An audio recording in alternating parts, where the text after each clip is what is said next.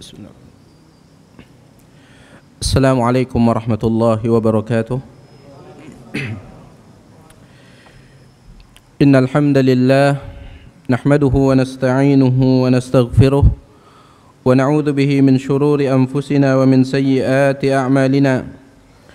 Man yahdihillahu fala mudilla lahu wa man yudlil fala hadiya lahu. Ashhadu an la ilaha illallah wahdahu la syarika lahu وأشهد أن محمدا عبده ورسوله لا نبي بعده يا أيها الذين آمنوا اتقوا الله حق تقاته ولا تموتن إلا وأنتم مسلمون أما بعد فإن أحسن الكلام كلام الله وخير الهدى هدى محمد صلى الله عليه وسلم وشر الأمور محدثاتها فإن كل محدثة بدعة وكل بدعة ضلالة وكل ضلالة في النار. Ikhwani wa akhawati rahimani wa rahimakumullah. Alhamdulillah wa syukrulillah. Kembali kita memuji Allah subhanahu wa ta'ala dan bersyukur kehadiratnya atas nikmat yang Allah berikan kepada kita, sehingga pada malam yang berbahagia ini kita kembali berkumpul untuk melanjutkan rangkaian daurah kitab kita, yaitu kitab Majalisu Syahri Ramadan, yaitu majlis-majlis bulan Ramadan yang ditulis oleh Syekhul Allamah Muhammad bin Shalihin Al-Utsaimin rahimahullahu taala. Adapun pada malam ini insyaallah kita akan berbicara sedikit tentang fadilatu al-ashril awakhir min Ramadan, keutamaan atau keistimewaan 10 malam terakhir dari bulan Ramadan. Kemudian kita lanjutkan dengan pembahasan tentang Lailatul Qadar, dan apabila memungkinkan kita juga akan bicara sedikit tentang hukum-hukum yang berkaitan dengan masalah i'tikaf biidznillah ta'ala. Ikhwani wa akhawati rahimani wa rahimakumullah, sebagaimana yang telah kita ketahui bersama bahwasanya bulan Ramadan dengan semua hari-harinya merupakan waktu yang mulia dan waktu yang istimewa. Akan tetapi lebih istimewa lagi apabila telah masuk 10 malam terakhir dari bulan Ramadan. Ya. Oleh karena itu Nabi alaihi salatu wassalam, beliau lebih giat lagi beribadah apabila telah masuk 10 malam terakhir. Beliau lebih giat lagi beribadah apabila telah masuk 10 malam terakhir. Meskipun tentunya Nabi alaihi salatu wassalam, beliau giat beribadah di semua hari bulan Ramadan, dan bahkan di luar bulan Ramadan juga. Ya. Dalam hadis yang diriwayatkan oleh Imam Bukhari dan Muslim dari sahabat yang mulia Al-Mughirah bin Syu'bah, dan hadis ini juga diriwayatkan dari jalur istri beliau sallallahu alaihi wasallam, yaitu Aisyah radhiyallahu taala anha. Kita ambil riwayat yang dibawakan oleh Aisyah radhiyallahu taala anha, dan kedua jalur ini yaitu jalurnya Mughirah ibnu Syu'bah dan jalurnya Aisyah, keduanya dibawakan oleh Imam Bukhari dan Muslim dalam kitab sahih mereka. Kita ambil jalurnya Aisyah radhiyallahu taala anha. Aisyah mengatakan, kana an-nabiy sallallahu alaihi wasallam yaqumu minal laili hatta tatafattara qadamah. Nabi alaihi salatu wassalam itu salat tahajudnya saking seringnya dan saking giatnya sampai kaki beliau sallallahu alaihi wasallam pecah-pecah. Ya. Faqalat, maka Aisyah radhiyallahu taala anha melihat kondisi Nabi alaihi salatu wassalam, dia mengatakan, lima sana'ta hadza ya Rasulullah? Wahai Rasulullah, mengapa Anda sampai berbuat sedemikian rupa? Mengapa Anda harus berbuat sampai seperti ini ya Rasulullah? Wa qad ghafarallahu ma taqaddama min dzambika wa ma ta'akhkhar, sedangkan Allah telah mengampuni dosa-dosa Anda yang telah lalu dan yang akan datang. Perhatikan jawaban Nabi alaihi salatu wassalam, afala uhibbu an akuna abdan syakura. Wahai Aisyah, tidakkah aku ingin menjadi hamba yang bersyukur? Justru karena Allah mengampuni dosa-dosaku, itulah yang membuat aku giat beribadah kepada Allah sebagai bentuk syukurku kepada Allah Subhanahu wa taala.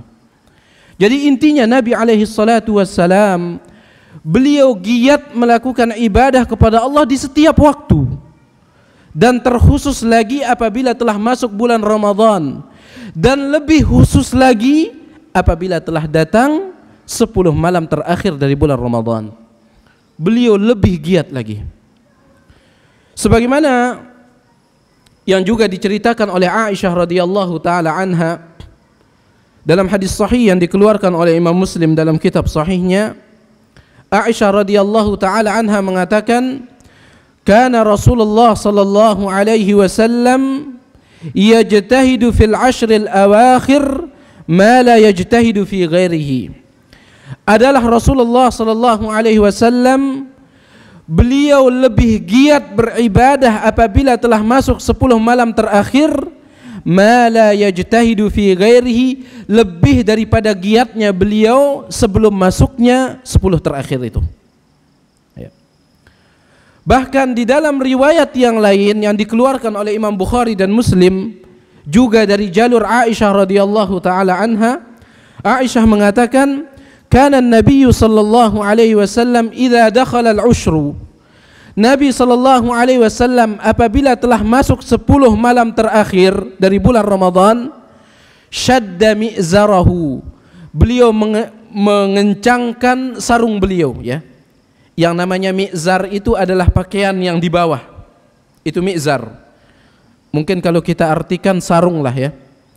Apabila masuk 10 malam terakhir dari bulan Ramadan, beliau mengencangkan mi'zarnya, sarungnya, Nabi alaihi salatu wasallam. Di sini para ulama khilaf apa yang dimaksud dengan mengencangkan sarung di sini. Dijelaskan oleh Al-Imam Al-Hafidh Ibnu Hajar Al-Asqalani di dalam kitabnya Fathul Bari. Para ulama khilaf apa yang dimaksud dengan mengencangkan sarung. Sebagian ulama mengatakan yang dimaksud dengan mengencangkan sarung di sini adalah ungkapan untuk menunjukkan bahwasanya beliau sallallahu alaihi wasallam siap untuk melakukan ibadah dengan sungguh-sungguh, ya. Sama seperti orang, ya, kalau antum misalnya menggunakan sarung, kalau misalnya mau nyembelih sapi, antum disuruh megangin, kalau sarung antum masih melorot, ya, nggak mungkin, belum siap. Tapi kalau misalnya antum pakai sarung mau disuruh megangin sapi, ya udah siap, dikencangkan, ya. Siap untuk melakukan ibadah. Ini dia makna yang pertama yang disebutkan oleh para ulama. Sebagian mereka mengatakan yang dimaksud dengan syadda mi'zarahu, beliau mengencangkan sarungnya, yang dimaksud di sini adalah ya'tazilu nisa'ahu, beliau tidak mau dekat dengan istrinya. Dalam artian tidak mau berhubungan dengan mereka karena beliau ingin fokus beribadah, ya. Tetapi ada pendapat yang ketiga, dan insya Allah ini pendapat yang benar, yang paling mendekati kebenaran. Yang dimaksud dengan syadda mi'zar adalah kedua makna yang tadi, yaitu beliau tidak mau berhubungan intim dengan istri beliau pada 10 malam terakhir karena beliau ingin siap-siap beribadah, ya. Kedua makna ini disebutkan oleh sebagian para ulama, dan insya Allah ini pendapat yang paling mendekati kebenaran. Jadi beliau sallallahu alaihi wasallam apabila telah masuk 10 malam terakhir, beliau kencangkan sarung beliau. Wa ahya lailahu, dan beliau hidupkan malam yang 10 malam terakhir itu beliau hidupkan. Wa aiqadha ahlahu, dan beliau bangunkan keluarga beliau sallallahu alaihi wasallam untuk beribadah, ya. Dikatakan oleh syekh kita di sini, Syekh Muhammad bin Shalih Al-Utsaimin, fa fi hadhihi al-ahadits dalilun ala fadilati hadhihi al-ashri. Di dalam hadis-hadis yang telah kita bacakan tadi terdapat dalil tentang keistimewaan, tentang keutamaan 10 malam terakhir dari bulan Ramadan. Lianna an-nabiy sallallahu alaihi wasallam kana yajtahidu fiha akthara mimma yajtahidu fi ghairiha. Karena Nabi alaihi salatu wasallam lebih giat lagi beribadah di malam-malam tersebut lebih daripada malam-malam lainnya. Wa hadza syamilun lil ijtihadi fi jami'i anwa'il ibadah min salatin wa qur'anin wa dzikrin wa shadaqatin wa ghairiha. Dan bersungguh-sungguhnya Nabi di dalam melakukan ibadah pada hari ke-10 dari bulan Ramadan, atau pada 10 hari terakhir, malam terakhir dari bulan Ramadan. Ini mencakup semua ibadah, bukan hanya salat ya. Min salatin, baik itu salatnya beliau tambah lagi, Nabi SAW tambah panjang salatnya. Wa Qur'anin, baik itu bacaan Al-Qur'annya. Wa dzikrin, entah itu zikirnya. Wa shadaqatin, entah itu infaknya diperbanyak oleh Nabi di 10 malam terakhir atau di 10 hari terakhir. Wa ghairiha, dan ibadah-ibadah yang lainnya. Karena sekali lagi 10 malam terakhir bulan Ramadan adalah hari-hari yang istimewa. Bahkan para ulama mereka khilaf ya, berbeda pendapat mana yang lebih afdal, 10 malam terakhir bulan Ramadan kah, ataukah 10 hari pertama bulan Dzulhijjah. Mereka khilaf mana yang lebih afdal, 10 malam terakhir bulan Ramadan kah, ataukah 10 hari pertama dari bulan Dzulhijjah. Sebagian mereka mengatakan yang lebih afdal adalah 10 hari pertama bulan Dzulhijjah, karena memang 10 hari pertama bulan Dzulhijjah itu memiliki keistimewaan juga, sebagaimana disebutkan oleh Nabi alaihi salatu wassalam dalam hadis yang sahih yang dikeluarkan oleh Imam Bukhari dalam kitab sahihnya dari sahabat yang mulia Abdullah bin Abbas radhiyallahu taala anhuma, Rasulullah SAW mengatakan, mal amalu fi ayyamin afdalu min hadzal amali fi hadhihi. Tidak ada amal perbuatan yang dilakukan di suatu hari yang lebih afdal ketimbang amal perbuatan yang dilakukan di hari-hari ini, kata Nabi. Kata Ibnu Abbas, yang dimaksud dengan hari-hari ini adalah 10 hari pertama bulan Dzulhijjah. Tidak ada amalan yang lebih afdal daripada amalan 10 hari pertama bulan Dzulhijjah, kata Nabi. Mendengar itu para sahabat bertanya, walal jihad? Bagaimana dengan jihad ya Rasulullah? Artinya, bagaimana kalau seandainya ada orang berjihad di hari selain daripada hari 10 hari pertama bulan Dzulhijjah? Apakah jihad itu tidak bisa mengalahkan ibadah yang dilakukan pada 10 hari pertama bulan Dzulhijjah? Apa kata Nabi? Walal jihad, bahkan jihad pun tidak bisa mengalahkannya. Subhanallah. Jihad yang dikatakan oleh Nabi dalam hadis sahih yang dikeluarkan oleh Imam Tirmidzi, Ibnu Majah, wa dzirwatu sanamihil jihadu fi sabilillah. Puncak agama itu adalah jihad di jalan Allah. Tetapi puncak agama ini tidak bisa mengalahkan ibadah yang dilakukan di 10 hari pertama bulan Dzulhijjah. Ya. Luar biasa jihad itu. Bahkan dalam hadis lain yang dikeluarkan oleh Imam Bukhari dan Muslim, Nabi SAW mengatakan bahwasanya seorang mujahid nanti pada hari kiamat dia akan dibangkitkan oleh Allah, wa jurhuhu yath'ubu dama, sedangkan luka-lukanya itu akan mengeluarkan darah. Orang yang berjihad di jalan Allah kemudian dia mati, maka dibangkitkan dalam keadaan lukanya itu masih segar mengeluarkan darah. Al-launu launud dam, darahnya itu masih warna merah sama seperti darah biasa. Warrihu rihul miski, akan tetapi aromanya itu adalah lebih harum daripada aroma wewangian yang paling harum. Luar biasa pahala jihad. Akan tapi Nabi SAW mengatakan jihad pun tidak bisa mengalahkan amal ibadah yang dilakukan di 10 hari pertama bulan Dzulhijjah. Illa rajulun kharaja yukhatiru binafsihi wa malihi falam yarji' bi syai'. Yang bisa mengalahkannya, kata Nabi, atau yang bisa menandinginya, bukan mengalahkannya, menandinginya, yang bisa menyamainya adalah seseorang yang keluar berjihad dengan membawa jiwanya dan membawa seluruh hartanya, kemudian tidak ada yang kembali, dia mati, hartanya habis. Itu yang bisa mengalahkannya. Makanya para ulama mereka memiliki dalil bahwasanya yang lebih afdal itu adalah 10 hari pertama bulan Dzulhijjah, kata mereka. Kemudian juga dalil mereka yang mengatakan bahwasanya yang lebih afdal itu adalah 10 hari bulan Dzulhijjah yang pertama, yaitu karena di dalam 10 hari bulan Dzulhijjah itu terdapat satu hari yang sangat besar, yaitu hari apa? hari Arafah. Tanggal berapa itu? Tanggal 9 Dzulhijjah. Hari Arafah adalah hari yang besar. Dalam hadis yang dikeluarkan oleh Imam Muslim, ya, Nabi SAW mengatakan, "Ma min yaumin aktsara min an yu'tiqallahu fihi 'abdan minan nar min yaumi Arafah." Tidak ada hari di mana Allah lebih banyak membebaskan hamba-hambanya dari api neraka daripada hari Arafah. Allah banyak sekali membebaskan hamba-hambanya pada hari Arafah. Dari api neraka dibebaskan, dimerdekakan mereka. Wa innahu layadnu, dan Allah pada hari Arafah turun ke langit yang pertama, ke langit dunia. Wa yubahi bihimul bihim malaikatahu, dan Allah memuji-muji orang-orang yang wukuf di padang Arafah di sisi para malaikatnya. Jadi pantas 10 hari pertama itu dikatakan lebih afdal daripada 10 hari terakhir bulan Dzulhijjah. Nah, ini pendapat yang pertama. Pendapat yang kedua, mereka mengatakan yang lebih afdal itu adalah 10 malam terakhir. Kenapa? Karena di dalam 10 malam terakhir itu terdapat satu malam yang lebih baik daripada 1000 bulan, yang disebut dengan malam Al-Qadar. Lailatul Qadri khairun min alfi syahrin. Lailatul Qadar itu lebih baik daripada 1000 bulan. Mana pendapat yang benar? Pendapat yang rajih, yang kuat adalah tafsil, perlu diperincikan, kata Syekh Abdul Aziz bin Baz rahimahullahu taala ketika ditanya mana yang lebih afdal.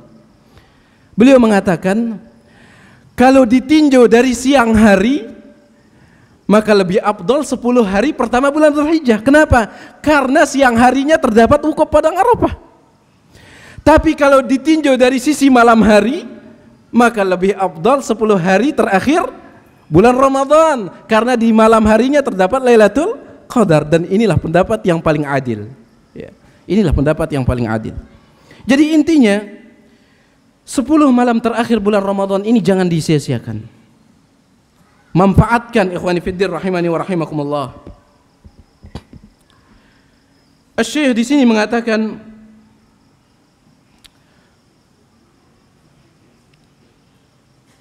wa innahu laminal hirmanil azim, dan sesungguhnya merupakan kerugian yang sangat besar, wal khasaratil fadihah, kerugian yang sangat fatal, antara katsiran minal muslimin, yaitu engkau melihat kebanyakan kaum muslimin yumduna hadhil awqat ats-tsaminata fima la yanfa'uhum, mereka membiarkan 10 malam terakhir itu dengan melakukan hal-hal yang tidak memberikan manfaat kepada mereka. Yasharuna mu'dhamal laili fil lahwil batil, mereka menghabiskan 10 malam terakhir dengan bergadang melakukan hal yang tidak ada manfaatnya. Fa'idha ja'a waktul qiyam, ketika tiba waktu untuk salatut tarawih, entah itu di awal malam ataukah di tengah malam, namu anhu, justru mereka memilih untuk tidur, atau mereka justru memilih untuk melakukan hal yang sia-sia, yang tidak ada manfaatnya. Dan ini kita saksikan, ya. Coba antum lihat, kalau malam pertama bulan Ramadan, mungkin masjid yang besar ini, ya, atau jangan kita ambil masjid ini, ya, ambil masjid yang lain lah. Masjid-masjid kaum muslimin bisa jadi tidak muat, banyak sampai luar. Malam kedua masih, malam ketiga masih, malam keempat sopnya semakin maju. Yang saya maksudkan sopnya semakin maju, sop terakhir hilang, yang di depan maju. Malam berikutnya sopnya semakin maju. Bisa jadi malam-malam terakhir dari bulan Ramadan sepi. Di mana ramenya? Di mall. Menyiapkan baju untuk Idul Fitri. Rame. Kalau antum bandingkan antara masjid dengan mall di malam terakhir bulan Ramadan, maka mall adalah pemenangnya. Ini yang kita saksikan di zaman kita ini. Beliau mengatakan, wa hadza min tala'ubish syaitani bihim, ini merupakan permainan syaitan terhadap mereka. wa makrihi bihim, dan tipu daya syaitan terhadap mereka, wa saddihi iyyahum an sabilillah wa igwaihi lahum, dan syaitan telah berhasil menghalangi mereka dari jalan Allah. Ingat ikhwani fiddin, di dalam hadis yang dikeluarkan oleh Imam Bukhari, Rasulullah SAW mengatakan, innamal a'malu bil khawatim, yang menjadi ukuran amal perbuatan itu adalah akhirnya, ya, akhirnya. Yang menjadi ukuran amal perbuatan kita itu adalah yang terakhir. Usahakan yang terakhir itu yang lebih hebat daripada awalnya, ya. Jangan sampai kalau istilah orang Lombok, ya, kalau melihat misalnya di awal-awal semangat, di akhir-akhir kendor, mereka bilang apa? Hangat-hangat tai ayam, katanya, maaf ya. Antum lihat, kotoran ayam itu cuma sebentar hangatnya, bentar lagi dingin, ya. Jangan sampai seperti itu. Usahakan ya ikhwan fiddin. Kemudian sebagaimana yang kita katakan tadi, bahwasanya para ulama yang lebih mengutamakan malam terakhir, 10 malam terakhir bulan Ramadan daripada 10 hari pertama bulan Dzulhijjah, mereka berdalil dengan adanya Lailatul Qadar. Maka di sini kita akan berbicara sedikit tentang Lailatul Qadar. Kita sudah ketahui bahwasanya Lailatul Qadar adalah suatu malam yang lebih baik daripada 1000 bulan. Sebagian ulama mengatakan 1000 bulan itu adalah kira-kira 83 tahun, ya. Para ulama menyebutkan, di antaranya Al-Imam Ibnu Katsir di dalam tafsirnya, sebuah riwayat dari Al-Imam Abu Hatim, ya, dari sebuah riwayat dari Al-Imam Abu Hatim tentang sebab turunnya firman Allah, inna anzalnahu fi lailatul qadar. Dikatakan dahulu di zaman Rasulullah ada salah seorang sahabat, dia mengeluh kepada Rasulullah, ya Rasulullah, bagaimana mungkin kita akan bisa menandingi ibadah orang-orang terdahulu, yaitu umat-umat sebelum kita?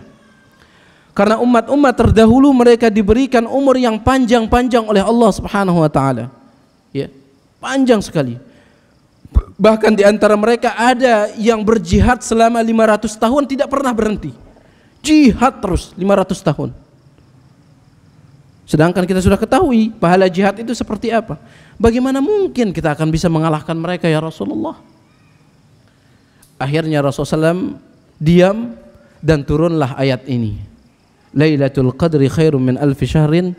Lailatul Qadar itu lebih baik daripada 1000 bulan. Artinya kalau kalian beribadah di sana, satu ibadah saja, maka seolah-olah kalian beribadah lebih baik daripada ibadah kalian selama 1000 bulan yang tidak ada malam Lailatul Qadarnya. Ya.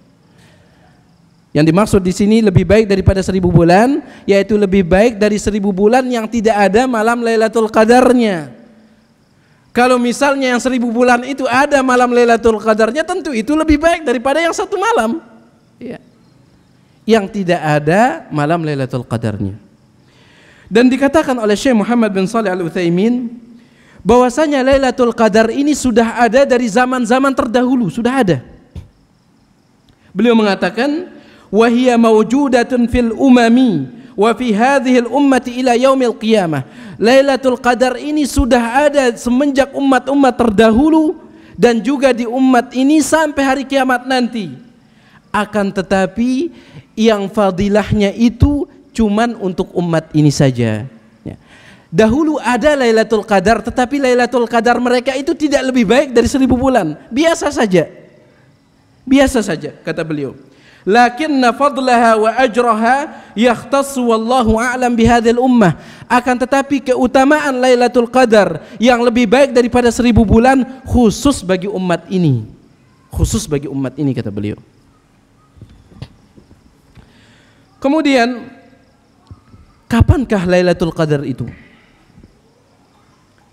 Lailatul Qadar itu secara umum dia berada di 10 malam terakhir bulan Ramadan. Sebagaimana sabda Nabi alaihi salatu wassalam dalam hadis yang dikeluarkan oleh Imam Bukhari dan Muslim, taharrau lailatal qadri, carilah oleh kalian Lailatul Qadar fil ashril awakhir, di malam-malam terakhir, 10 malam terakhir min Ramadan, dari bulan Ramadan. Ini secara umum. Kemudian ditambah lagi oleh Nabi SAW informasinya, yaitu bahwasanya Lailatul Qadar itu tepatnya pada malam-malam ganjil di 10 malam terakhir bulan Ramadan. Tanggal 21, tanggal 23, tanggal 25, tanggal 27, tanggal 29. Di sini tempatnya, kata Nabi. Sebagaimana sabda beliau yang dikeluarkan oleh Imam Bukhari, taharrau lailatal qadri fil witri minal ashril awakhir min Ramadan.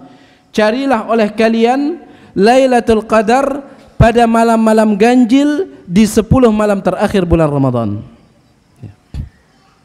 Tapi jangan antum coba-coba bilang, alah, saya tarawihnya nanti aja lah tanggal 21, tanggal 22 libur aja lah. Toh juga kalau saya tarawih tanggal 21 atau 23 atau 25 kebetulan dapat Lailatul Qadar, ya sudah, lebih baik daripada 1000 bulan. Siapa yang jamin ibadah tarawih antum diterima di malam ganjil itu? Siapa? Siapa yang jamin? Ini kalau diterima sehingga dia lebih baik daripada 1000 bulan. Kalau tidak diterima, apa dapatnya kita? Dan ingat, di antara penafsiran para ulama bahwasanya 10 malam terakhir bulan Ramadan itu semuanya ganjil, tidak ada genap. Ada ulama yang mengatakan seperti itu. Kalau saya tidak khilaf, di antaranya adalah Syekhul Islam Ibnu Taimiyah rahimahullahu taala. Semuanya ganjil, kata beliau. Pertama, tanggal 21. Kalau dihitung dari depan, maka yang ganjil tanggal 21, yang genap tanggal 22. Tapi kalau dihitung dari belakang, 30-nya yang menjadi tanggal ganjil hari pertama, 29-nya menjadi hari kedua, dia genap. Jadi semuanya ganjil, kata Syekhul Islam Ibnu Taimiyah. Jadi jangan coba-coba ya, pilih-pilih ngambil yang ganjil saja kemudian buang yang genap. Jangan coba-coba seperti itu. Kata Syekh Muhammad bin Shalih Al-Utsaimin, kalau misalnya antum beribadah full di 10 malam terakhir itu, Lailatul Qadarnya nggak akan lari kemana, pasti kedapatan. Tapi kalau antum pilih-pilih, bisa jadi antum kecolongan, ya. Bisa jadi antum kecolongan. Jadi usahakanlah, cuman 10 malam kok. Itu pun datangnya sekali setahun. Mari kita giatkan ibadah di 10 malam terakhir ini. Kemudian wahia fi sab'il awakhir aqrab. Kata Syekh di sini, tetapi Lailatul Qadar itu lebih, peluang untuk munculnya itu lebih besar ketika tanggal 25, 27 dan 29. Berdasarkan hadis Nabi alaihi salatu wassalam, beliau mengatakan, iltamisuha fil ashril awakhir, yakni Lailatul Qadar. Carilah Lailatul Qadar itu di 10 malam terakhir. Fa in dha'ufa ahadukum aw ajaza, apabila salah seorang di antara kalian tidak mampu beribadah selama 10 malam terakhir itu full, secara full tidak mampu, fala yuglabanna ala sab'il bawaqi, jangan sampai dia tinggalkan yang ini 25, 27 dan 29. Jangan dia tinggalkan, ya. Ini dia. Dikatakan di dalam sebuah riwayat yang dikeluarkan oleh Imam Bukhari, bahwasanya dahulu Nabi alaihi salatu wassalam beliau pernah mengetahui kapan Lailatul Qadar itu datang. Artinya hari berapa, beliau tahu. Secara tepatnya itu beliau tahu. Sebagaimana yang dikeluarkan oleh Imam Bukhari dari sahabat yang mulia Ubadah bin Samit. Ubadah bin Samit mengatakan, suatu ketika Rasulullah SAW keluar untuk memberitahukan kami tentang kapan sih tepatnya Lailatul Qadar itu. Tiba-tiba beliau menemukan 2 orang sahabat sedang berantem dengan ucapan, yaitu debat, memperdebatkan tentang Lailatul Qadar. Yang ini bilang malam ini, yang ini bilang malam ini, sampai urat tenggorokan mereka itu mau keluar, ya, debat. Dua sahabat ini dikatakan, yang pertama Ka'ab bin Malik, yang kedua Abdullah bin Adhad, kalau saya tidak khilaf, yang namanya depannya itu Abdullah, binnya saya lupa ya. Ka'ab bin Malik dan Abdullah ya. Mereka berantem ini, debat. Akhirnya Nabi SAW mengatakan, ala inni kharajtu li ukhbirakum bilailatul qadar. Sebenarnya tadi saya keluar itu tujuannya untuk memberitahu kalian tentang kapan sih tepatnya Lailatul Qadar. Walakin talaha fulanun wa fulanun farufiat. Akan tetapi gara-gara dua orang ini Allah membuat saya lupa. Gara-gara dua orang ini nih, biang keladinya ini, kata Nabi SAW. Lupa saya. Akan tapi ada hikmahnya. Perhatikan lanjutan hadis ini. Wa asa an yakuna khairal lakum. Bisa jadi lupanya saya ini lebih baik bagi kalian. Artinya kalau orang tahu kapan sih tepatnya, dia akan ibadah cuma di malam itu saja, nggak mau dia ibadah di tempat yang lain, di malam yang lain. Ini hikmahnya. Asa an yakuna khairal lakum. Bisa jadi saya lupa ini lebih baik bagi kalian. Subhanallah. Kemudian ikhwani fiddin rahimani wa rahimakumullah, ketika kita misalnya dipertemukan dengan Lailatul Qadar, dan semoga kita bertemu dengan Lailatul Qadar, perbanyak ibadah kepada Allah Subhanahu wa taala, terutama doa yang diajarkan oleh Nabi alaihi salatu wassalam kepada istri beliau yang tercinta Aisyah radhiyallahu taala anha. Dalam riwayat yang dikeluarkan oleh Imam Tirmidzi dengan sanad yang sahih, Aisyah radhiyallahu taala anha berkata kepada Rasulullah, "Ya Rasulullah, wahai Rasulullah, ara'aita, bagaimana pendapat Anda wahai Rasulullah, idza wafaqtu Lailatul Qadar, apabila aku berhasil bertemu dengan Lailatul Qadar, famadza aqul, apa yang harus aku ucapkan, doa apa yang harus aku baca? Seandainya aku bertemu dengan Lailatul Qadar, maka doa apa yang harus aku baca ya Rasulullah?" Rasulullah SAW mengatakan, taqulin, bacalah doa Allahumma innaka apa?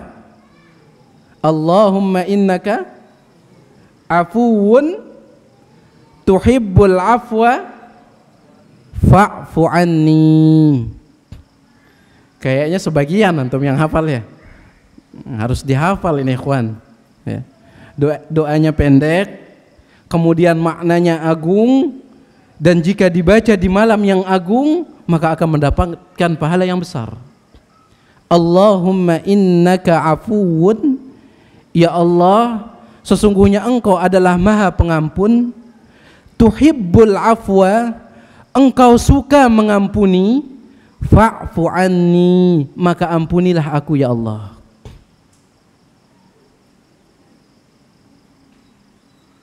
Coba antum ya. Coba antum. Belum hafal? Surah. Diusahakan ya ikhwan ya. Ini doa dari Nabi alaihi salatu wassalam ya. Doa dari Nabi harus diusahakan, dihafalkan dan diamalkan. Perbanyak doa ini kata Nabi kepada istri beliau yang tercinta. Allahumma innaka afuwun, ya Allah, sesungguhnya Engkau adalah Maha Pengampun. Tuhibbul afwa, Engkau suka mengampuni.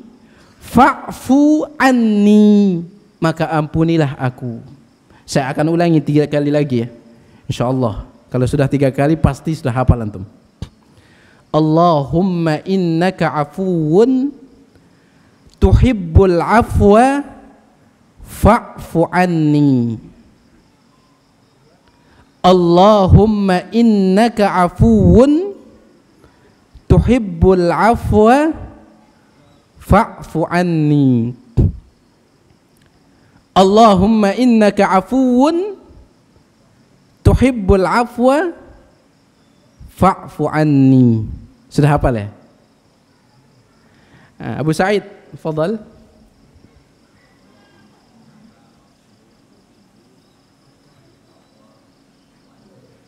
Masih belum tepat ya. Masih belum tepat ya. Disebutkan oleh para ulama tentang hafalan orang-orang terdahulu ya. Ada seorang khalifah yang dia khalifah ini cerdas sekali. Kalau dia mendengar ucapan satu kali saja langsung hafal. Kemudian dia punya menteri, menterinya ini kalau dia mendengar ucapan 2 kali langsung hafal. Kemudian dia punya pembantu, pembantunya ini kalau mendengar ucapan 3 kali langsung hafal. Akhirnya dia bikin sayembara. Dia mengatakan, siapa yang bisa membuat sebuah syair, dia bacakan di hadapan saya. Kalau misalnya saya tidak bisa menghafal syair yang dia buat itu dalam 1 kali mendengar, maka saya akan berikan dia emas seberat tempatnya menulis syair itu. Karena orang terdahulu nulis syairnya itu kadang di batu. Berapapun beratnya batu itu saya akan kasih emas. Akhirnya satu demi satu datang penyair yang pertama ngucapin syairnya. Apa katanya? Diucapkan sekali, khalifah ini bilang saya sudah hafal. Akhirnya diulangin sama khalifah. Bahkan menteri saya sudah hafal karena sudah 2 kali. Diulangin sama khalifahnya juga. Coba menteri, diucapin hafal. Bahkan juga pembantu saya sudah hafal, sudah 3 kali soalnya. Diulangin pembantunya hafal juga. Akhirnya datang lagi penyair-penyair yang lain. Akhirnya ada salah seorang penyair yang mengetahui tipu muslihat khalifah ini. Saya tahu ini akal-akalan khalifah ini. Dia bisa ngapal 1 kali mendengar, menterinya 2 kali, sedangkan pembantunya 3 kali. Akhirnya dia membuat sebuah syair yang sangat-sangat susah sekali, yang dikenal dengan syair apa? Sautul bulbul, ya. Suara burung bulbul. Ini suara burung mau disairin. Ya, antum dengar suara burung itu. Gimana suaranya? Bisa antum hafal? Suara burung itu disairin. Sengaja dia tulis di batu yang besar sekali. Biar dapat upah. Pas dibaca di depan khalifah, khalifahnya menganggap bisa. Ini suara burung soalnya. Ini hafalan orang terdahulu ya. Ana udah bacakan antum itu sudah 5 kali. Baik, antum usahakan hafalkan. Coba antum buka kitab-kitab doa dan sudah banyak ya. Hisnul Muslim yang ditulis oleh Syekh Dr. Sa'id bin Ali bin Wahab Al-Qahtani.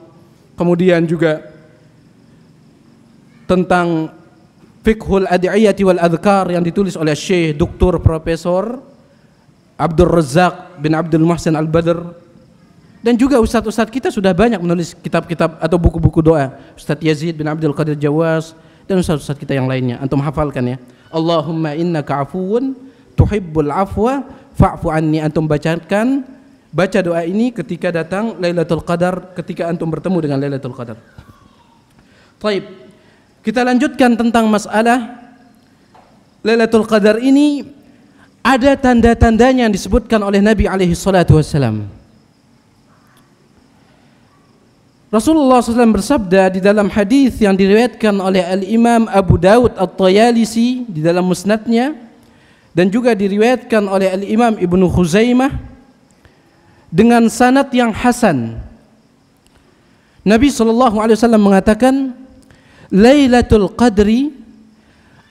Qadar itu Lailatun samhatun talqah, adalah malam yang damai, malam yang tenang. Kalau misalnya antum ya melakukan sholat tarawih di tengah malam, di sini akan terlihat sekali. Ya, kalau misalnya antum melakukan sholat tarawih di tengah malam, akan beda satu malam, akan beda. Karena kita di kampung ya, di kampung itu kalau sudah masuk 10 hari terakhir, semua jamaah itu, jamaah sunnahnya itu kita anjurkan untuk qiyamul lail, dan alhamdulillah jalan.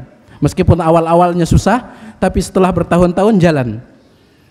Kita melakukan sholat tarawih itu setelah Isya sampai selesai itu hanya pada malam pertama sampai malam 20 saja. Adapun mulai malam 21 sampai malam terakhir Ramadan, kita melakukannya bangun jam 2 atau setengah 3 sampai mendekati subuh. Di sana kita sholat tarawihnya. Di sana akan terlihat, akan terasa satu malam yang beda. Kalau misalnya malam-malam yang lain itu agak gerah karena Nabi SAW mengatakan la baridah wala harrah. Malam Lailatul Qadar itu tidak terlalu dingin dan tidak terlalu panas, adem. Kemudian ditambah juga informasi tentang Lailatul Qadar, tentang tandanya. Di dalam hadis yang dikeluarkan oleh Imam Muslim, Rasulullah SAW mengatakan sabihatu Lailatul Qadri tatlu'u syamsu la syi'a laha. Pada pagi harinya, misalnya malam ini, misalnya Lailatul Qadarnya, besok pagi kata Rasulullah, tatlu'u syamsu, matahari itu terbit, la syi'a laha, tidak ada cahayanya. Dalam artian kalau antum pandang, mata antum tidak akan silau. Mata antum tidak akan silau. Tetapi ini hatta tartafi'a, sebelum dia naik. Jangan antum pandang jam 12.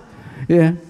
Jangan antum pandang jam 12. Ketika dia baru naik itu, ya, baru muncul itu antum lihat, itu enggak akan silau kata Rasulullah SAW. Kenapa? Di dalam riwayat yang lain Rasulullah SAW mengatakan dau'uhu dha'ifatun hamra. Cahaya matahari itu dha'ifah, lemah, hamra, kemerah-merahan. Ini dia tandanya. Adapun apa yang sering kita dengarkan di sebagian orang, kalau misalnya malam Lailatul Qadar itu pohon-pohon sujud, ya. Itu kalau di Lombok itu tersebar ini. Pohon-pohon sujud, kemudian air-air sungai itu membeku katanya. Ya. Ini bagaimana mungkin dia dapat Lailatul Qadar? Salat tarawihnya di pinggir sungai, ya. Air sungainya membeku katanya. Kata para ulama, semuanya ini adalah khuza'balat. Yang namanya khuza'balat itu tahayul saja, khurafat. Tidak ada asal usulnya. Ya. Akhirnya orang pada rame-rame ya pergi ke sungai malam-malam. Bukannya pergi ke masjid, sungai, ngelihat air sungainya beku. Ini masih, kalau di Lombok itu tersebar, masih ini tahayul yang seperti ini. Tadi malam katanya pohonnya sujud, inilah macam-macam lah. Ya. Yang ada dalilnya tentang tanda Lailatul Qadar, malamnya itu damai, la harrah wala baridah, tidak terlalu panas, tidak pula terlalu dingin. Kemudian pagi harinya cahaya matahari itu dha'ifah, yaitu lemah, la syi'a laha, bahkan kalau antum pandang tidak akan silau. Ini pembahasan tentang Lailatul Qadar. Kemudian kita lanjutkan tentang masalah i'tikaf. Beliau di sini mengatakan, wa min khasa'isi hadhihi al-ashri, di antara keistimewaan 10 malam terakhir, anna Nabi sallallahu alaihi wasallam kana ya'takifu fiha. Nabi sallallahu alaihi wasallam biasa melakukan i'tikaf. Yang dimaksud dengan i'tikaf, luzumul masjid littafarrugi li ta'atillahi azza wa jalla, yaitu berdiam diri di masjid untuk fokus beribadah kepada Allah Subhanahu wa taala. Ini yang disebut dengan i'tikaf. Wa huwa minas sunani tsabitati bi kitabillah. I'tikaf ini merupakan sunnah yang telah datang dalilnya dari Al-Qur'an. Yaitu firman Allah di dalam surah Al-Baqarah ayat yang ke-187, Allah mengatakan wala tubashiruhunna wa antum akifuna fil masajid. Jangan kalian berhubungan dengan istri kalian ketika kalian i'tikaf di masjid. Disebutkan i'tikaf. Ini dalil i'tikaf dari Al-Qur'an. Adapun dalil i'tikaf dari hadis adalah hadis sahih yang dikeluarkan oleh Imam Bukhari dan Muslim. Aisyah radhiyallahu taala anha mengatakan, kana an-nabiy sallallahu alaihi wasallam ya'takifu fil ashril awakhir min Ramadan hatta yatawaffahu Allah azza wa jalla. Adalah Nabi alaihi salatu wassalam senantiasa i'tikaf di 10 malam terakhir bulan Ramadan sampai Allah wafatkan beliau sallallahu alaihi wasallam. Ini dalil dari hadis. Kemudian juga i'tikaf ini disepakati tentang sunnahnya oleh semua ulama.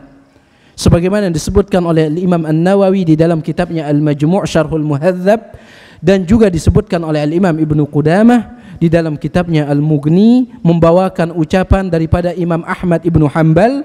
Imam Ahmad mengatakan, la a'lamu an ahadin minal ulama khilafan anna al-i'tikafa masnun. Aku tidak mengetahui ada perselisihan di kalangan para ulama bahwasanya i'tikaf itu adalah sunnah. Aku tidak mengetahui ada khilaf. Artinya sepakat. Sepakat. Kemudian berkaitan dengan masalah i'tikaf, di mana bolehnya seseorang melakukan i'tikaf? Para ulama sepakat bahwasanya i'tikaf yang paling afdal itu adalah di 3 masjid. Masjidil Haram, Masjid Nabawi, dan Masjidil Aqsa. Sepakat. Bahkan Syalbani mengatakan di dalam pendapat beliau di dalam Qiyamul Ramadan, dan ini yang dikuatkan juga oleh sebagian murid-murid beliau yang diambil, ya, tentunya murid-murid beliau, di antaranya Syekh Ali Ibn Abdul Hamid Al-Halabi Al-Athari dan juga Syekh Salim bin Aid Al-Hilali di dalam kitab Sifat Saumin Nabi sallallahu alaihi wasallam, bahwasanya i'tikaf itu tidak sah kecuali di 3 masjid ini. I'tikaf itu tidak sah kecuali di 3 masjid ini. Berdasarkan hadis Nabi yang diriwayatkan kalau saya tidak khilaf oleh Al-Imam Ad-Daruqutni dan beliau yaitu Al-Imam Al-Albani mensahihkan sanad hadis ini, Rasulullah SAW mengatakan la i'tikafa illa fi 3 masajid. Tidak ada i'tikaf kecuali di 3 masjid. Al-Masjidil Haram, Masjidil Nabawi, kemudian Masjidil Aqsa. Tidak ada i'tikaf kata Nabi kecuali di 3 masjid. Adapun jumhur ulama mengatakan boleh i'tikaf selain 3 masjid ini. Boleh i'tikaf. Berdasarkan keumuman hadis Nabi, firman Allah, apa firman Allah? Wa antum aakifuna fil masajid, dan kalian i'tikaf di masjid-masjid. Tidak disebutkan Masjidil Haram, Masjid Nabawi, Masjidil Aqsa. Adapun maksud la i'tikafa illa fi 3 masajid, tidak ada i'tikaf kecuali di 3 masjid, maksudnya adalah tidak ada i'tikaf yang sempurna kecuali di 3 masjid ini yang sempurna i'tikafnya. Jelas? Ini pendapat jumhur atau mayoritas ulama. Sudah azan ya? Baik. Ana cukupkan sampai di sini, nanti kita lanjutkan. Subhanakallahumma wa bihamdika asyhadu an la ilaha illa anta astaghfiruka wa atubu ilaik.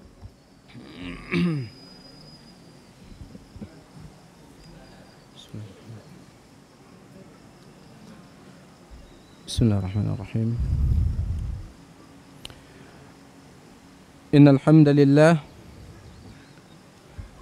Innal hamdalillah nahmaduhu wa nasta'inuhu wa nastaghfiruh wa na'udzu bihi min shururi anfusina wa min sayyiati a'malina, man yahdihillahu fala mudilla lahu wa man yudlil fala hadiya lahu. Ashhadu an la ilaha illallah wahdahu la syarika lahu wa ashhadu anna Muhammadan abduhu wa rasuluhu la nabiyya ba'dah. Amma ba'd. Ikhwani wa akhawati rahimani wa rahimakumullah. Tadi kita membicarakan tentang makanul i'tikaf, yaitu tempat i'tikaf. Kita katakan bahwasanya sebagian ulama mengatakan bahwasanya i'tikaf hanya berlaku atau hanya bisa sah apabila dilakukan pada 3 masjid. Berdasarkan hadis la i'tikafa illa fil masajid ats-tsalatsah. Tidak ada i'tikaf kecuali di 3 masjid, yaitu Masjidil Haram, Masjid Nabawi, kemudian Masjidil Aqsa. Tadi saya katakan hadis ini diriwayatkan oleh Imam Daruqutni. Afwan, hadis ini diriwayatkan oleh Imam Al-Baihaqi, ya. Tepatnya hadis ini diriwayatkan oleh Al-Imam Al-Baihaqi. Kemudian mayoritas ulama mengatakan bahwasanya i'tikaf itu boleh dilakukan di masjid selain daripada yang 3 tadi, berdasarkan keumuman firman Allah, wa antum aakifuna fil masajid, dan kalian beriktikaf di masjid-masjid. Wallahu taala a'lam. Insyaallah pendapat yang rajih dalam masalah ini adalah pendapat mayoritas ulama, yaitu boleh i'tikaf di masjid selain daripada 3 masjid yang tadi.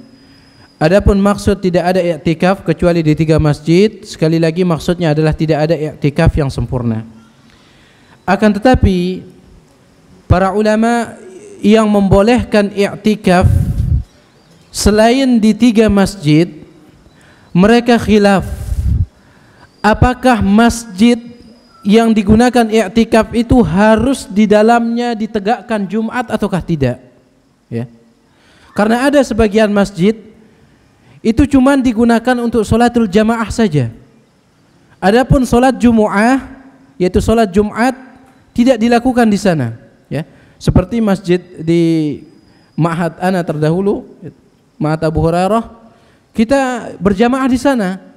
Akan tetapi pemerintah tidak mengizinkan untuk dilakukan Jumat di sana, ya. Jamaah saja kata pemerintahnya. Adapun Jumat tidak boleh, tidak ada izin. Nah, apakah masjid seperti ini boleh digunakan i'tikaf? Sebagian ulama mengatakan tidak boleh. Harus masjidnya itu digunakan Jumat juga.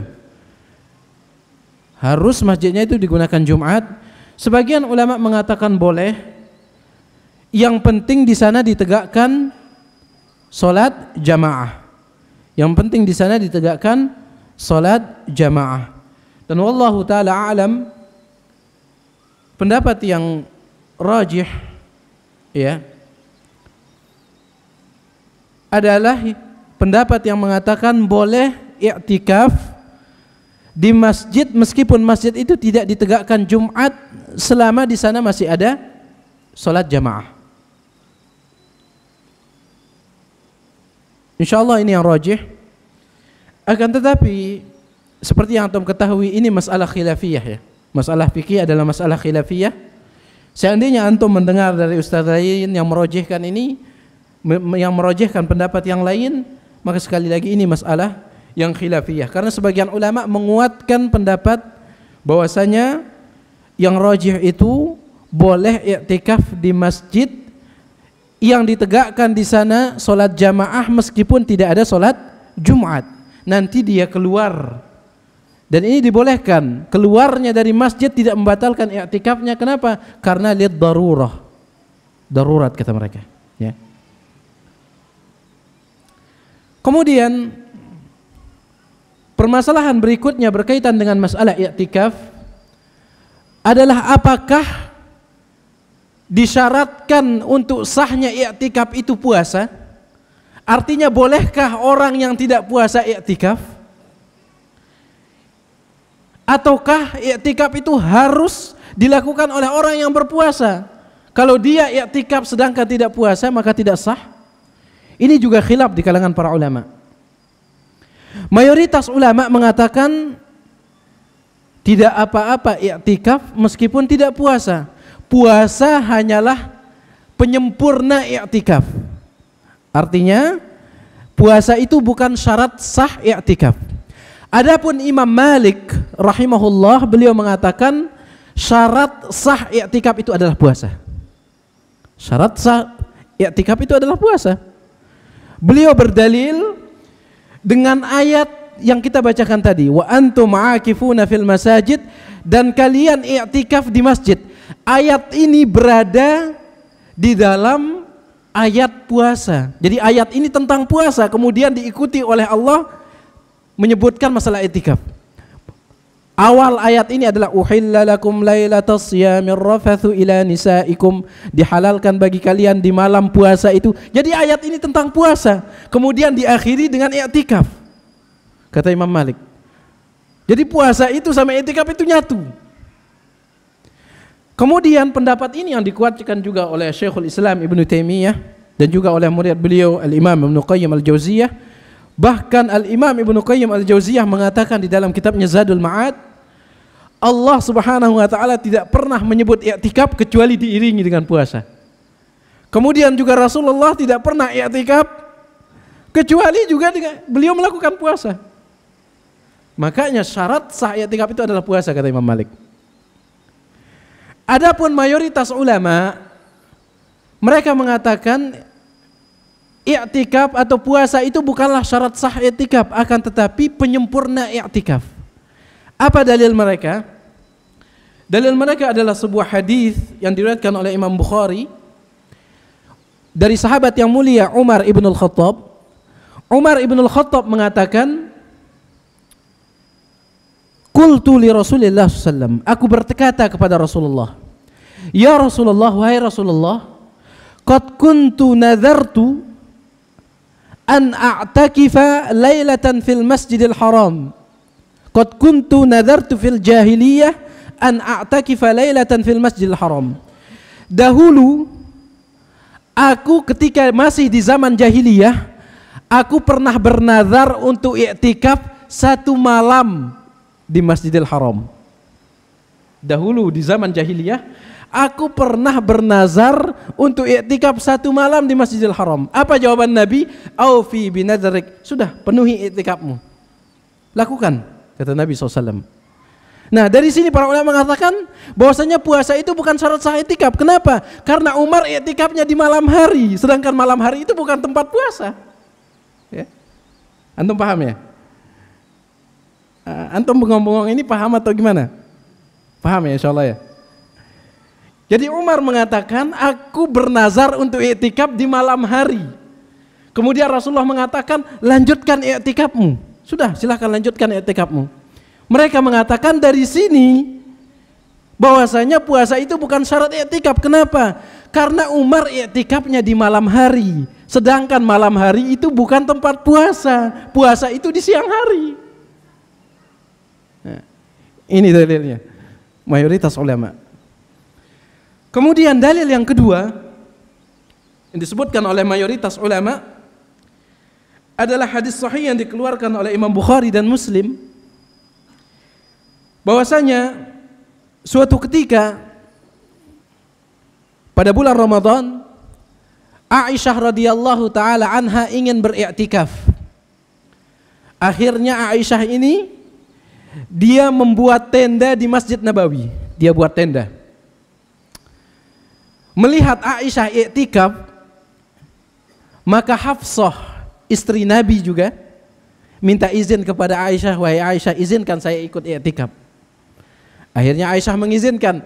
Akhirnya Hafsah membuat tenda juga. Aisyah punya tenda, Hafsah punya tenda. Melihat itu Zainab nggak mau kalah. Akhirnya dia minta, buatkan saya tenda, katanya. Antum sudah ketahui ya, kalau antara Aisyah sama Zainab ini selalu berlomba-lomba untuk mengambil perhatian Nabi. Ya. Zainab mengatakan, buatkan saya tenda. Akhirnya tatkala Nabi SAW masuk Masjid Nabawi, falamma ra'an Nabi SAW al-akhbiyah, ketika Nabi SAW masuk Masjid Nabawi, beliau melihat tenda berjejer. Ini orang lagi camping. Akhirnya Nabi SAW mengatakan, "Masa? Apa ini?" kata Nabi SAW. Para sahabat mengatakan, "Bina'u Aisyah wa Hafsah wa Zainab." Ini tendanya Aisyah, ini tendanya Hafsah, ini tendanya Zainab. Apa kata Nabi SAW? Al-birra aradna bihadza, apakah mereka mencari kebaikan dengan cara seperti ini? Inza'uha falau araha, cabut tenda mereka, saya nggak mau lihat. Cabut tendanya, kata Nabi SAW.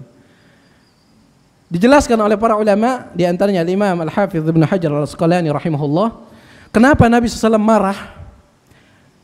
Ada 3 kemungkinan, kata Al-Hafidz Ibnu Hajar. Yang pertama, Nabi tidak ingin melihat istri beliau ini berlomba-lomba dalam suatu ibadah yang menyebabkan mereka berbangga-bangga.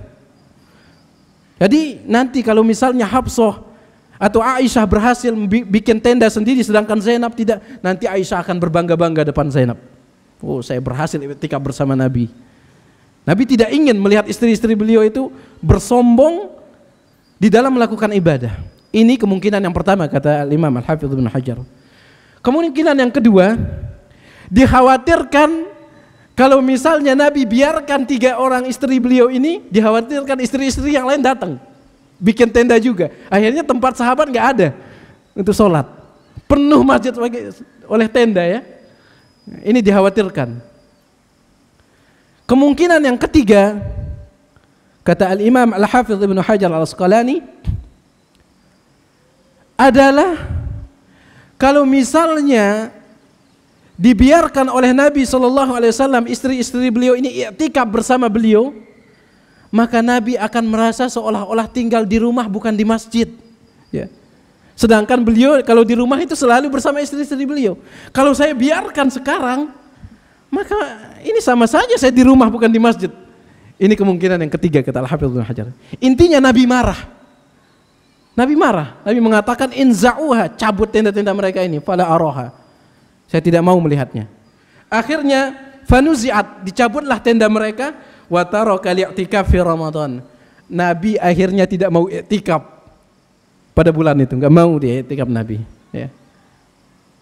Enggak mau Nabi i'tikaf gara-gara orang yang tiga ini. Hatta i'takafa fil ashril awal min Syawal. Kemudian Nabi qada, diganti i'tikaf yang beliau tinggalkan itu di 10 hari pertama bulan Syawal. 10 hari pertama bulan Syawal. Sedangkan hari pertama bulan Syawal itu adalah Idul Fitri, di sana tidak boleh puasa. Sedangkan Nabi i'tikaf di hari itu. Karena 10 hari pertama bulan Syawal. Ini dalil mayoritas ulama mengatakan puasa itu bukanlah syarat sah i'tikaf. Dan pendapat ini yang dikuatkan oleh Syekh Muhammad bin Shalih Al-Utsaimin dan juga Syekh Abdul Aziz bin Baz rahimahullahu taala. Akan tetapi permasalahan ini lebih hati-hati i'tikaf itu kalau disertai dengan puasa. Akan lebih hati-hati i'tikaf itu kalau disertai dengan puasa. Ya. Akan lebih selamat. Kenapa? Karena dalil yang digunakan berdalil oleh jumhur ini dibantah oleh para ulama yang mengatakan bahwasanya syarat sah i'tikaf itu adalah puasa. Mereka mengatakan, adapun dalil kalian wahai mayoritas ulama yang mengatakan bahwa Umar i'tikaf di malam hari, terdapat juga riwayat lain juga di Sahih Bukhari yang mengatakan Umar i'tikafnya di siang hari. Sama-sama sahih. Jadi di dalam Sahih Bukhari itu ada dua riwayat, mengatakan ada di malam hari, ada juga yang mengatakan di siang hari. Kalau sama-sama sahih, nggak boleh kalian kuatkan cuma satu saja. Ya. Kemudian juga dalil kalian yang kedua yang mengatakan Rasulullah mengganti i'tikafnya di 10 hari pertama bulan Syawal, ada juga riwayat lain yang juga di Sahih Bukhari dan Muslim yang mengatakan beliau menggantinya di 10 hari terakhir bulan Syawal. Jadi semuanya ini ada riwayat bertentangan. Oleh karena itu saya katakan ini khilaf kuat di antara para ulama. Oleh karena itu paling selamatnya kalau antum i'tikaf itu disertai dengan ibadah puasa. Wallahu taala alam. Kemudian di sini kita baca apa yang dikatakan oleh Syekh. Beliau mengatakan wa yahrumu 'alal mu'takifi al-jima'u. Ini hal-hal yang diharamkan bagi orang yang i'tikaf. Dan ini yang membatalkan i'tikaf. Wa yahrumu 'alal mu'takifi al-jima'u. Dan haram hukumnya bagi orang yang i'tikaf itu al-jima', yaitu berhubungan intim suami istri. Wa muqaddimatuhu min at-taqbil wal lamsi lisyahwah.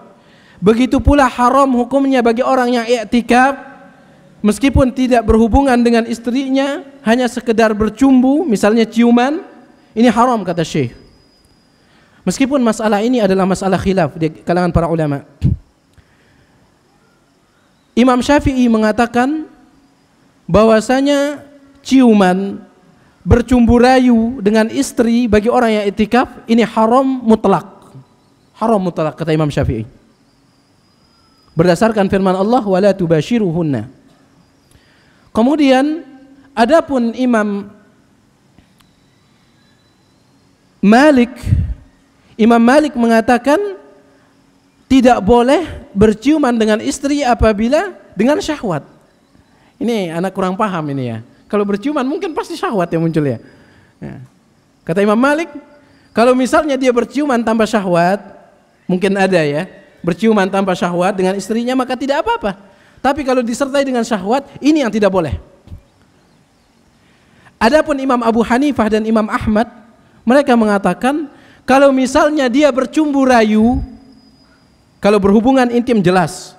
Kalau misalnya dia bercumbu rayu sampai dia keluar mani, maka batal i'tikafnya. Tetapi kalau dia bercumbu rayu tanpa keluar, maka tidak batal.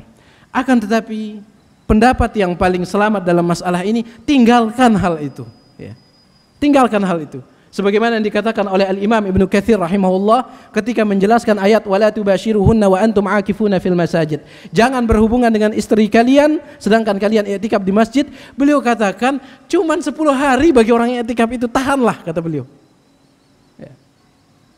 Kalau misalnya antum pulang menemui istri antum ketika antum i'tikaf karena ada satu keperluan, atau misalnya antum pulang itu karena di masjid tidak ada WC, antum ingin qada hajat akhirnya pulang ketemu sama istri, ya cukup qada hajat aja, jangan qada yang lainnya gitu. Cukup qada hajat aja kata Al-Imam Ibnu Katsir. Yaqdi hajatahu. Dia qada apa yang menjadi hajatnya, setelah itu balik ke masjid. Ya. Ini dia. Kemudian juga yang membatalkan puasa adalah keluar dari masjid tanpa uzur. Keluar dari masjid dibagi oleh para ulama menjadi 3. Yang pertama, keluar dari masjid karena sesuatu yang tidak bisa tidak. Harus dia keluar. Suatu contoh kata beliau di sini, misalnya dia ingin buang hajat sedangkan di masjid tidak ada WC. Masjidnya cuma nyediain tempat wudhu, WC-nya nggak ada. Ini boleh dia keluar dari masjid pulang, boleh. Karena ini kalau nggak dikeluarkan, ya mudarat. Ya. Kemudian juga boleh dia keluar dari rumah, dari masjid menuju rumahnya untuk mengambil makanan apabila tidak ada yang mengantarkannya. Ini juga masuk dalam kategori keluar karena sesuatu yang tidak bisa tidak. Karena kalau dia tidak makan, susah juga. Kecuali kalau panitia menyiapkan makanan. Panitia i'tikaf menyiapkan makanan, maka tidak apa. Kalau misalnya orang i'tikaf di sana itu sukarela, nggak ada panitia, kemudian dia bujang, belum nikah misalnya, nggak ada yang nganterin, ya udah pulang. Waktu makan sebelum berbuka tiba, pulang ambil makanan. Kemudian keluar yang kedua adalah al-khuruj li amri ta'ah la tajibu alaih. Keluar karena suatu ketaatan, karena ingin melakukan suatu ketaatan, suatu kebaikan, tetapi kebaikan itu tidak harus dilakukan. Seperti dia keluar untuk menjenguk orang sakit. Apakah boleh? Misalnya tetangganya sakit, apakah boleh dia keluar dari masjid untuk menjenguk saudaranya yang sakit? Dan ini tidak wajib, menjenguk orang yang sakit tidak wajib, cuman sunnah ya. Kata para ulama, fala yaf'aluhu illa an yashtarita dzalika fi ibtida'i i'tikafih. Dia tidak boleh keluar dari i'tikaf, dari masjid, kecuali kalau di awal i'tikafnya dia mensyaratkan, di awal-awal dia i'tikaf dia mengatakan saya i'tikaf, dia niatkan di hatinya saya i'tikaf, tetapi kalau ada keperluan atau ada yang ingin saya lakukan, ketaatan yang ingin saya lakukan seperti menjenguk orang sakit, maka saya keluar dari masjid, maka ini boleh.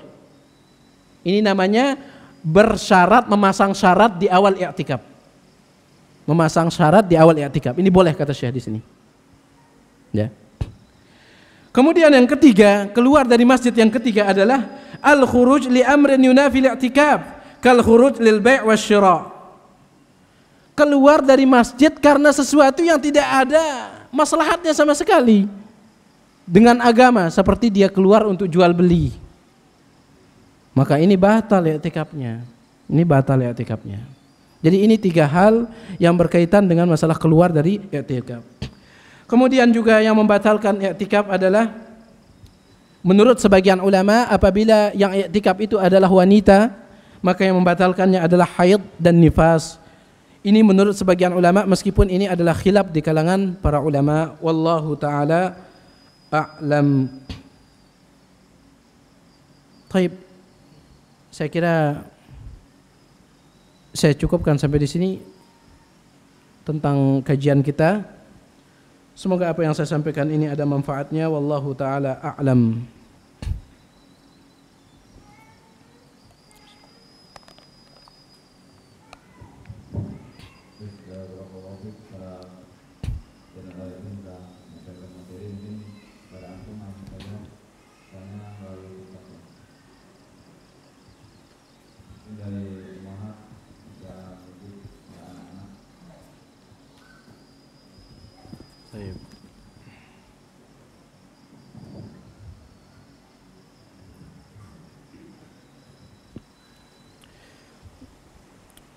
Di sini ada pertanyaan, malam terbagi 3, sepertiga awal, tengah malam, sepertiga akhir. Di bagian manakah malam qadar turun? Turunnya mulai tenggelam matahari. Ya, tenggelam matahari sampai terbit fajar. Karena yang namanya lail di dalam bahasa Arab itu semenjak tenggelamnya matahari. Yang namanya lail, lailah, lailatul qadar dalam bahasa Arab yang namanya lailah itu adalah semenjak tenggelamnya matahari sampai terbitnya fajar. Itu sampai waktu subuh. Di sana semuanya sudah lailatul qadar. Lailatul qadar. Ya. Sibukkan diri. Wallahu taala alam. Kemudian berapa lama minimal dan maksimal i'tikaf? Mayoritas ulama mengatakan tidak ada batas minimal dan batas maksimal i'tikaf ini menurut mayoritas ulama. Adapun Imam Malik, beliau mengatakan batas minimal i'tikaf itu adalah 1 hari. 1 hari. Kenapa? Karena beliau mensyaratkan i'tikaf itu harus dengan puasa. Batas minimal puasa itu berapa? Itu semenjak subuh sampai tenggelam matahari, yaitu 1 hari. Berarti batas minimal i'tikaf menurut Imam Malik itu adalah 1 hari. Karena i'tikaf itu syarat sahnya adalah puasa, dan puasa itu minimalnya adalah 1 hari. Adapun mayoritas ulama karena mereka tidak mensyaratkan puasa untuk sahnya i'tikaf, maka mereka mengatakan tidak ada batas maksimal dan minimal i'tikaf. Wallahu taala alam. Bismillah. Afwan, apa dalil yang menunjukkan adanya malam Lailatul Qadar sejak zaman dahulu? Di sini ada disebutkan oleh Syekh dalilnya.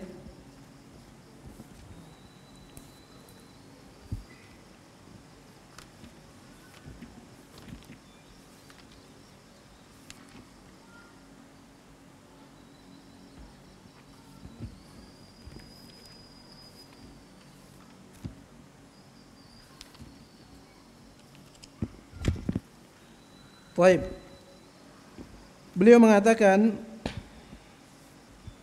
bahwasanya Lailatul Qadar itu ada di zaman-zaman terdahulu sebagaimana juga di zaman kita sekarang ini, akan tetapi keutamaannya hanya berlaku khusus untuk umat ini.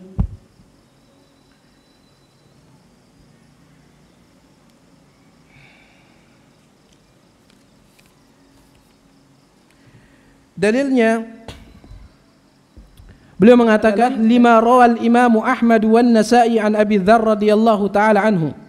Berdasarkan riwayat Imam Ahmad dan Nasa'i dari Abu Dzar radhiyallahu taala anhu, annahu qala, bahwasanya Abu Dzar berkata, "Ya Rasulullah, akhbirni an Lailatul Qadri, ahiya fi Ramadan am fi ghairihi?" Abu Dzar berkata, "Wahai Rasulullah, beritahukanlah kepada kami tentang Lailatul Qadar ini. Apakah dia berada pada bulan Ramadan ataukah pada selain bulan Ramadan?" Perhatikan jawaban Nabi, qala bal hiya fi Ramadan. Lailatul Qadar itu tempatnya di bulan Ramadan. Qala takunu ma'al anbiya ma kanu fa idza qubidu rufi'at am hiya ila yaumil qiyamah. Apakah Lailatul Qadar ini ada bersama nabi-nabi terdahulu? Ya. Apakah Lailatul Qadar ini ada bersama nabi-nabi terdahulu? Kemudian apakah setelah nabi-nabi terdahulu itu Lailatul Qadar ini sudah tidak ada? Ataukah Lailatul Qadar ini dari zaman nabi terdahulu sampai hari kiamat? Nabi SAW mengatakan bal hiya ila yaumil qiyamah. Dari zaman nabi terdahulu sampai hari kiamat. Sampai hari kiamat. Ini dalil tentang bahwasanya Lailatul Qadar itu ada di zaman-zaman terdahulu. Wallahu taala alam.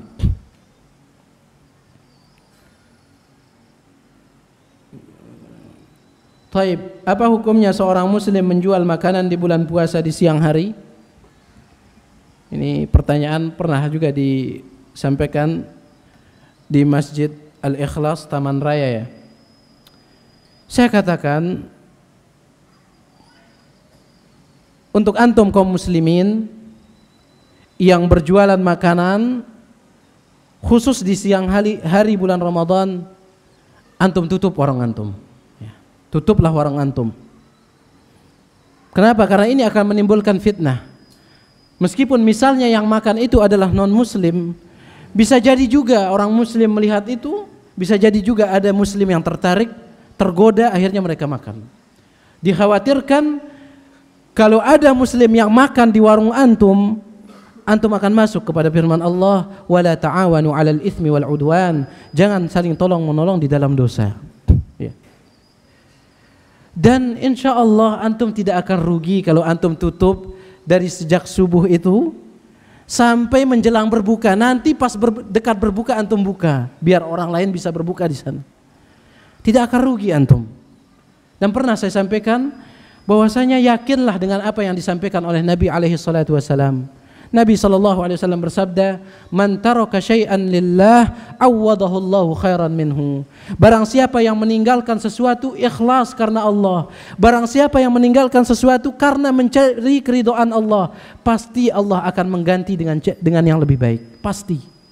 Tinggal antum pasang keyakinan, ikhwan fillah. Ya. Dan saya pernah ceritakan tentang donatur yang membuat Ma'had Abu Hurairah, ya, tempat ana aliyah dahulu. Saya diceritakan oleh mudir ana sendiri, sebelum donaturnya menyumbangkan uang ke masjid itu, atau ke ma'had itu, donatur ini dia kerjanya di bank konvensional, ya, di bank riba. Ya. Akhirnya setelah dia mendengar kajian-kajian tentang bagaimana besarnya dosa riba, dia keluar dari bank tersebut, dari bank riba. Padahal di sana tempat sumber nafkah untuk istri dan anaknya, tapi dia keluar.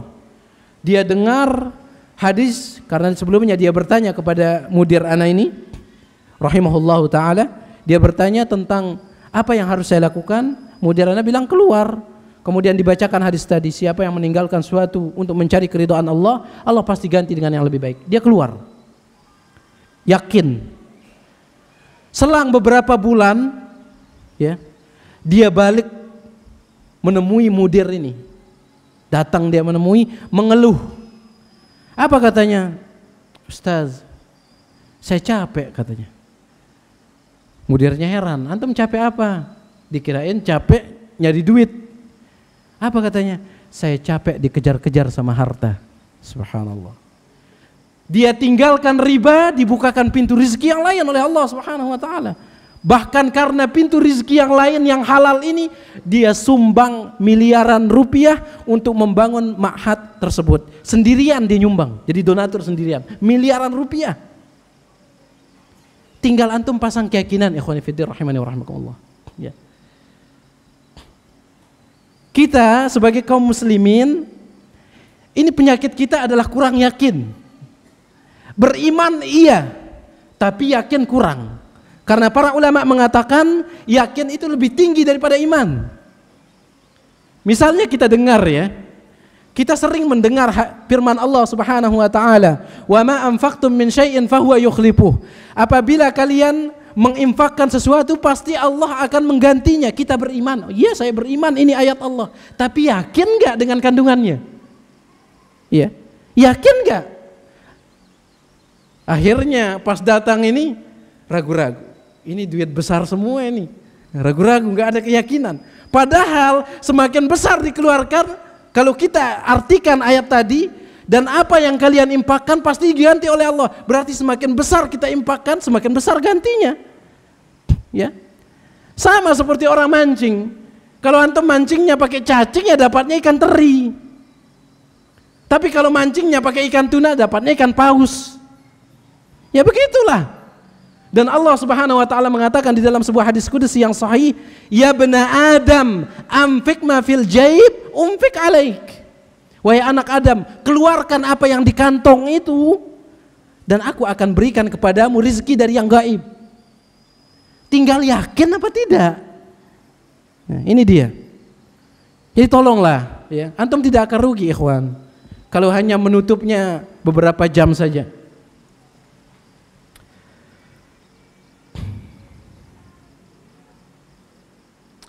Dosa meninggalkan puasa tanpa udzur syar'i bisa gugur dengan qada puasa di bulan lainnya. Iya. Dosa meninggalkan puasa ini tidak akan gugur, tetapi antum tetap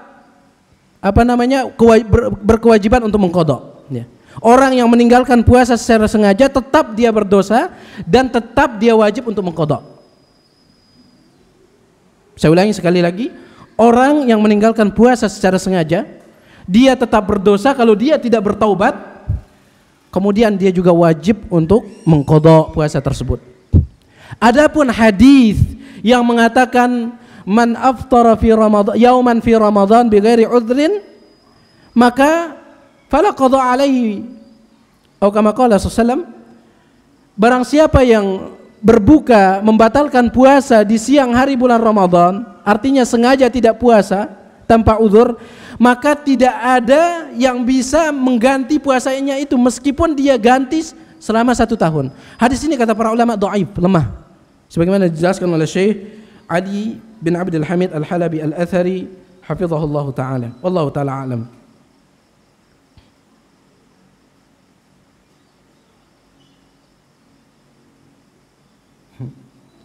Apakah ada satu riwayat di zaman sahabat tabi'in tentang orang yang mendapatkan Lailatul Qadar dan bagaimana ciri orang yang mendapatkan Lailatul Qadar tersebut?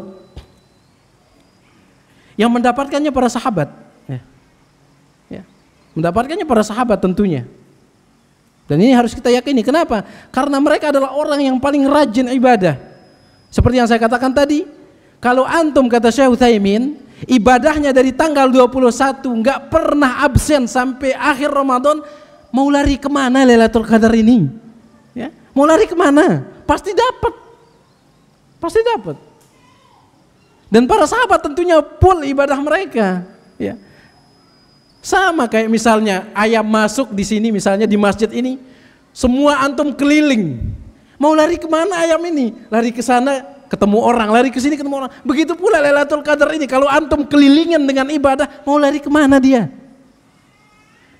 Ya. Adapun secara ta'yin, siapa-siapa yang dapat ini nama orangnya, maka tidak ada riwayat. Tapi yang jelas, sahabat tentunya dapat, tabi'in tentunya dapat, dan umat Islam banyak yang dapat kalau mereka ibadah. Ya. Kemudian apakah ada ciri orang-orang yang mendapatkannya, ciri-cirinya bagaimana?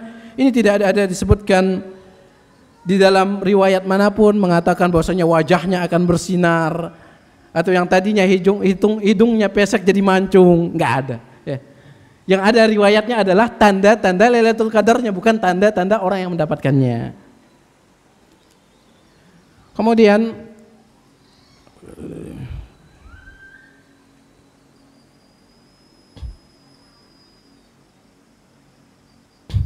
apakah ada dalil yang menyebutkan apabila kita meniatkan untuk beriktikaf selama kita di dalam masjid walaupun selama 3 jam? Wallahu ta'ala a'lam, apakah ada dalilnya? Akan tetapi ini pendapat mayoritas ulama. Ya, pendapat mayoritas ulama, selama orang itu masuk masjid, kata mereka, dengan niat untuk iktikaf dan fokus untuk ibadah, tidak ada batasan minimalnya dan tidak disyaratkan puasa seperti yang kita sampaikan tadi. Adapun dalilnya wallahu ta'ala a'lam.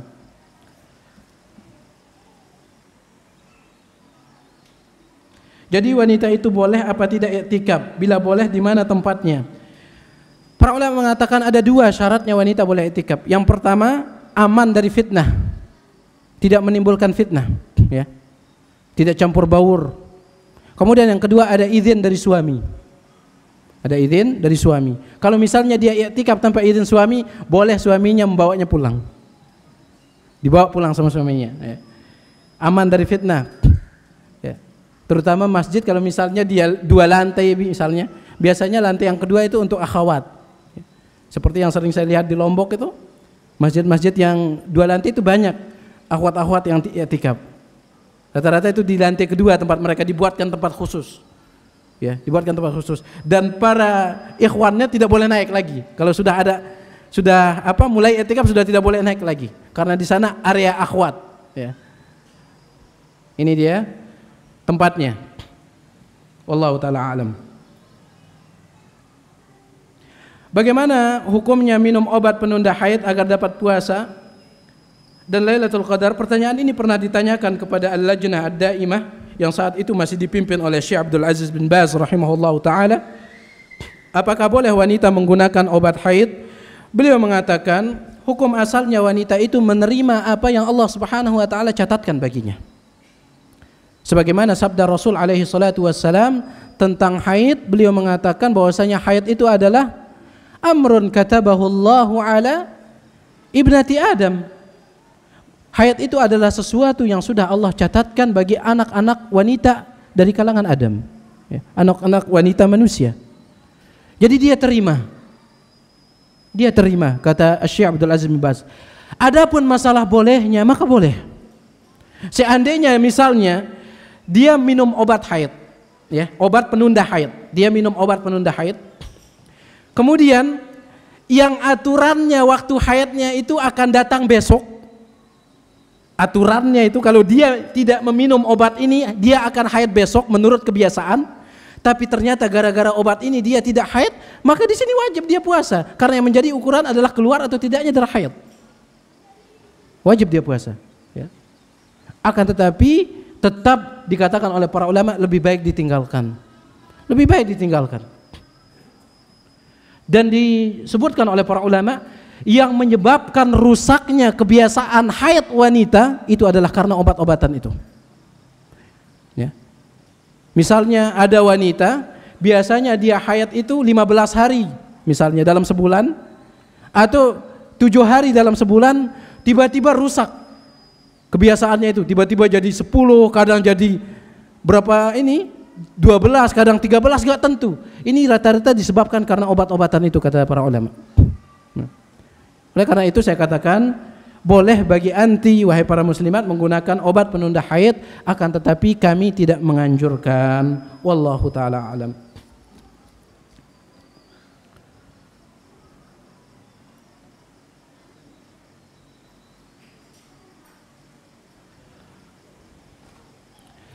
Telah disebutkan tentang doa pada Lailatul Qadar, Allahumma innaka afuwun tuhibbul afwa fa'fu anni. Kata afuwun ini adalah sifat Allah Subhanahu wa taala yang Maha Pemaaf. Apa sisi keistimewaannya sifat Allah? Semua sifat Allah itu istimewa. Ya. Semua sifat Allah itu istimewa. Afuwun, Maha Pengampun. Dan ampunan Allah Subhanahu wa taala tentu tidak sama dengan ampunan manusia. Kalau kita misalnya ada orang berbuat salah sama kita, sudah minta maaf, kita katakan, ya saya maafkan, tapi di hati masih. Kalau Allah tidak. Bahkan Rasulullah SAW mengatakan, tidak ada yang lebih sabar daripada Allah Subhanahu wa ta'ala. Tidak ada yang lebih sabar daripada Allah. Apa maksudnya? Dilanjutkan oleh Rasulullah, kalian berbuat maksiat, kata Rasulullah, tapi Allah tetap berikan kepada kalian rizki. Kalian sekutukan Allah, kalian katakan Allah punya anak, tetap Allah Subhanahu wa taala berikan kalian izin untuk bernapas. Jadi apalagi keistimewaan apalagi yang antum cari, ya? Kalau misalnya ini bukanlah keistimewaan daripada sifat Allah yang Maha Pengampun. Dan semua sifat Allah itu adalah istimewa, makanya disebut dengan Al-Asmaul Husna was Sifatul Ula. Nama-nama Allah itu maha indah dan sifat-sifat Allah itu maha tinggi. Kemudian apa perbedaan antara afuun dan ghafur? Wallahu taala a'lam. Kedua-duanya artinya dalam bahasa Arab sama-sama pengampun. Wallahu taala a'lam.